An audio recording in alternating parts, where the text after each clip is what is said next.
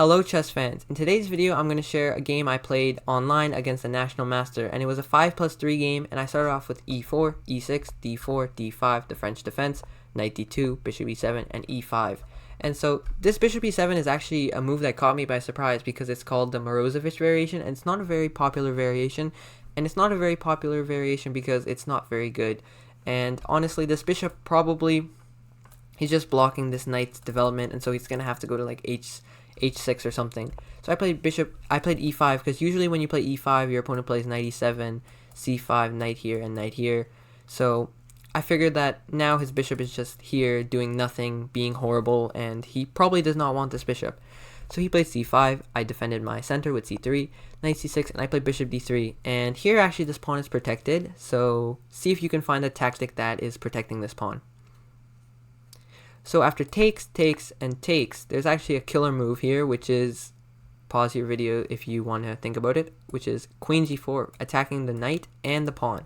So the best line goes with knight f5, defending the pawn, bishop takes, queen takes, attacking the rook, bishop f6, giving up a full bishop, and after takes, we'd get into this position where white is just up a piece. So instead of that, he played, after bishop d3, he played queen b6, putting more pressure on the pawn, and I defended with knight d to f3. So if I play knight e2, he's actually just going to take this pawn, and while this is a good position for white, I am not really too well versed on the gambits. Maybe I'll look at the gambits more after this video, but this position I would most likely rather have black, as I do not really see what white has in compensation. But instead I play knight d to f3, which defends the pawn with this familiar French tactic that now the queen picks up the queen. So the queen actually with this knight d to f3 move is also defending the pawn.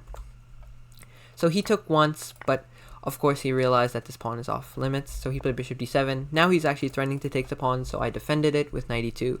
And usually in these positions, your other knight would be on b1, and it would go to like c3, and you would actually gambit this pawn. But now I can actually just defend this pawn, and this bishop e7 move is just a waste of time. And here he proved that that bishop e7 move was just a big waste of time, because he played bishop b4, because then he moved his bishop twice in the opening. That can never really be good. So he obviously just wasted time with that move. And here I was supposed to play king f1, and I wasn't really thinking about this position too much, so I played bishop d2, figuring that this bishop was on his dark squares. He put all his pawns on light squares, so this must be his good bishop. But actually my bishops are both better than his bishops, so probably I should not have allowed him to trade pieces. He played knight g to e7, developing his pieces. I castled, and he took getting this bishop off the board, because if he just castled, let's say he castled, I'll play bishop e3, and my pieces are coming quite fast, and this bishop also is probably going to get kicked around, and so that's not a very pleasant thing to have. So I took with my queen, he castled, and I went with h4. And this h4 move is actually not the best move, but I think this is a very good practical try, because his only defender he can bring to his king is a knight on g6, so I just wanted to not allow that knight to get to g6. And also h4 threatens to put the pawn on h6, which then queen g4, knight f4, there's threats here. So I played h4, and he played knight b4, attacking my bishop. This is actually the engine's favorite move. I played bishop e1, and now my rook is kind of trapped, but it's okay because all my other pieces are very, very good. Here you played rook ac8, and I played h5. I just continued just pushing that pawn, not really thinking about what he was doing, but instead of that I should have played a3, and after knight c6 then probably pushed the pawn, because the knight was a little bit annoying on this square. But instead I just pushed the pawn because this is a blitz game. I'm going to just try to completely destroy my opponent with this attack. He played bishop b5, which is an interesting tactical move. I can't really take here, and I'll ask you guys actually, why can't I take here? So the reason is, after takes, he also attacks my rook and my knight. So after takes here, he also unleashes attack to go here. And now he's actually just picking up my rook in the corner, unless I sacrifice it. Oops, sorry.